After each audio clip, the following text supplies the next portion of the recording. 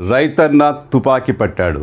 ఏంటి రైతన్న తుపాకీ పట్టడం ఏంటి? రైతన్న నక్సలైట్లలో కలిసిపోయారా? మళ్ళీ నక్సల్ బరి ఉద్యమం మొదలైందా అని అనుకోవద్దు. కానీ అక్కడ రైతన్న తుపాకీ పట్టాడు. ఎస్, పొలం పనుల్లో పనిముట్లు చూసాం, వ్యవసాయ పనిముట్లు చూసాం. కానీ ఇప్పుడు అక్కడ తుపాకీ కూడా కీలకమైన పనిముట్టుగా మారింది. ఎస్, ఇది మహారాష్ట్రలోని అహ్మద్నగర్ జిల్లాలో అనేక మంది రైతులు వాడుతున్న పద్ధతి. ఎస్, అక్కడ చిరుతపులులు దాడి చేస్తున్నాయి, కనిపించిన వారిని సంహరిస్తున్నాయి. అహ్మద్నగర్లో కనీసం 1100 చిరుతపులులు ఉన్నాయట. అవి పొలం పనుల్లో చేసేవాళ్ళను సంహరిస్తున్నాయి. దీంతో చాలామంది రైతులు భయంగా గడుపుతున్నారు.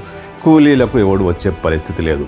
ఇలాంటి పరిస్థితుల్లో కాస్త హోదా ఉన్న రైతులు, కాస్త డబ్బున్న రైతులు తుపాకులు సమకూర్చుకొని ఆ తుపాకుల నీడలో పొలం పనులు చేసుకుంటున్నారు. అంటే పొలం పనుల్లోకి వచ్చే కూలీలు తుపాకీ నీడలో పని చేసుకుంటున్నారు. అంతే మరి. అక్కడ చిరుతపులులు రైతులను కంటి మీద కునికిలకున చేస్తున్నాయి, కనిపించిన వారిని సంహరిస్తున్నాయి. అందుకే రైతన్న తుపాకీ పట్టాడు.